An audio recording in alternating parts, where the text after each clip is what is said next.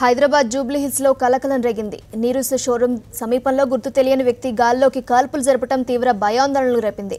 స్థానికులు వెంబడించి కాల్పులు జరిపి దుండగుణ్ణి పట్టుకున్నారు. దీనిపై పూర్తి వివరాలు మా కరెస్పాండెంట్ తిరుమల అందిస్తారు. తిరుమల చెప్పండి, ఉగ్రవాదుల హెచ్చరికలు జారీ చేసిన నేపథ్యంలో ఐబీ హెచ్చరికలు జారీ చేసిన నేపథ్యంలో ఇతను ఈ కాల్పులు జరిపిన వ్యక్తి దోపిడీ దొంగల ముఠాకి సంబంధించిన వాడా లేదా ఉగ్రవాదుల కోణం ఏమైనా ఉందా?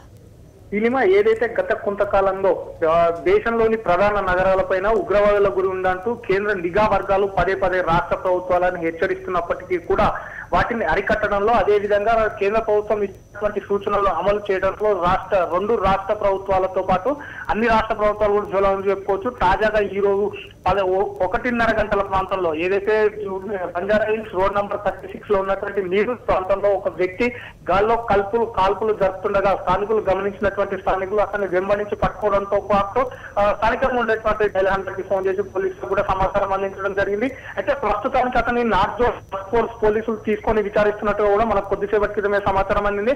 అయితే ఈ వ్యక్తితో పాటు ఇంకెంతమంది ఉన్నారన్న దానిపైన కూడా పోలీసులు విచారణ జరుపుతున్నారు. అయితే ఇప్పటికే ఈ కాల్పుల సంఘటనకు సంబంధించి ఉన్నతాధికారులు కూడా దీనిపైన విచారణ ప్రారంభించారు. దాంతో పాటు ఈ కాల్పులకు జరిపినటువంటి వ్యక్తితో పాటు ఇంకెంతమంది ఉన్నారు, అదేవిధంగా ఇతను కాల్పులు జరపడానికి ముందు అంటే ఎవరినైనా టార్గెట్ చేస్తూ కాల్పులు జరిపారా లేదా వేరే ఇతర దోపిడీ దొంగల అన్న కోణంలో కూడా పోలీసులు దర్యాప్తు ప్రారంభించారు ఇప్పటికే.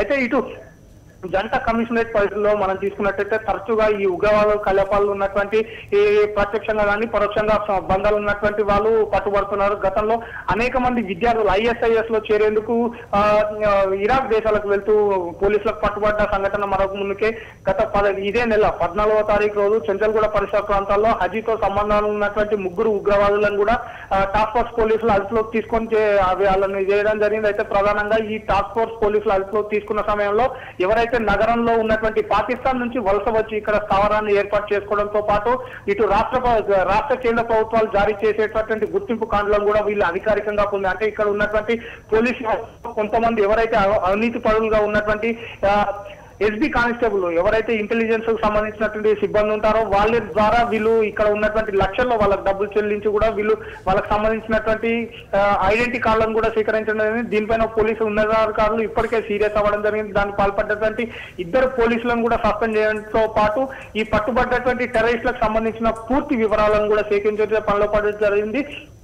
చెంచల్గూడ అదేవిధంగా చెంచల్గూడ కలర్కట్ట చార్మినార్ పరిసర ప్రాంతాల్లో ఉగ్రవాద కలాపాలకు అడ్డాగా ఉన్నటువంటి కొన్ని ప్రాంతాలు అంటే గతంలో ఉగ్రవాదులుగా ఉన్నటువంటి ఉగ్రవాదులకు సానుభూతిపరులుగా ఉన్నటువంటి వ్యక్తులు నివసించిన ప్రాంతాలతో పాటు గతంలో వాళ్ళు చేసినటువంటి వ్యవహారాలు అదేవిధంగా ప్రత్యక్షంగా పరోక్షంగా ఇటువంటి కార్యకలాపాలు సాగించే వారిపైన కూడా పోలీసులు ప్రత్యేక దృష్టి సారించడంతో పాటు దానికి సంబంధించిన అనుమానితులను కూడా పోలీసులు అదుపులోకి తీసుకోవడం జరిగింది. అయితే ఇక్కడ మనం తీసుకున్నాం గత కొంతకాలంగా హైదరాబాద్ పోలీసుల పైన అనేక ఆరోపణలు వస్తున్నాయి. అంటే పోలీస్ స్టేషన్ లో వ్యవహరిస్తున్న తీరు కావచ్చు, పోలీసుల సెక్యూరిటీ వ్యవహారంగా పౌరంగా కావచ్చు, అనేక విధాలుగా మనం తీసుకున్నట్టయితే ఇదే నెలలో 8వ తారీఖు రోజు ఎస్మారెడ్డిపల్లి పోలీస్ స్టేషన్ పైన కూడా కొంతమంది రౌడీ షీటర్లు కూడా దాడి చేసి ఫర్నిచర్ ధ్వంసం చేయడం జరిగింది.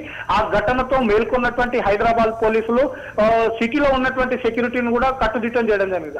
అందులో భాగంగానే పోలీసులు అనుమానితులతో పాటు ఈ ప్రత్యక్షంగా పరోక్షంగా యాంటీ సోషల్ ఎలిమెంట్స్ లో సంబంధాలు ఉన్నటువంటి ये लैंडर वाले देख रहे पूरा सर, ये है आप प्रेजेंट सिचुएशन में ये प्रेजेंट सिचुएशन में जो ट्रैफिक जाम हुआ था हम आके देखे वो जो चारों के बीच में गड़बड़ हुआ फायरिंग हुआ मोटरसाइकिल पे आके वो मेट्रो मार्शल को जो इंजर्ड हुआ उसको हॉस्पिटल शिफ्ट करे। अच्छा क्या हुआ सर? ये पूरा इंक्वायरी कर रहे हैं क्या किस चीज़ का है, किस तरीके का फायरिंग हुआ, क्या किधर से हुआ?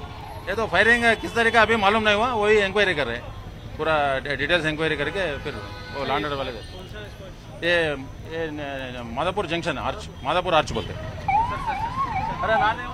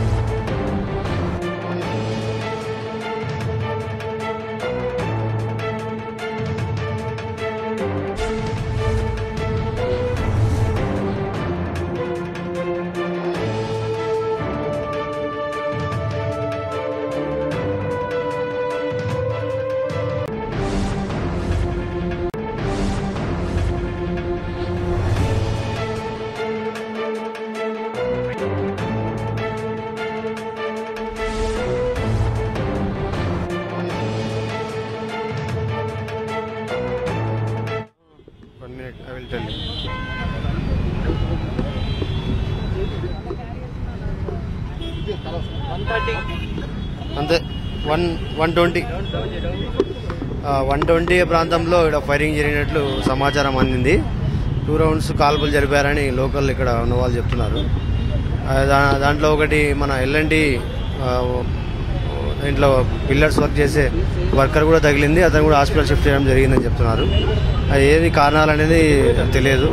ట్రాఫిక్ పరంగా మాత్రం ఎటువంటి ఇబ్బందులు లేవు, క్లియర్ చేస్తున్నాము. పూర్తి వివరాలు లా అండ్ ఆర్డర్ వాళ్ళు మీకు చెప్తారు. అదే చెక్ చేస్తున్నాం, మన వాళ్ళు ఉన్నారు, మన నుంచి ఇన్ఫర్మేషన్ తీసుకున్నాము.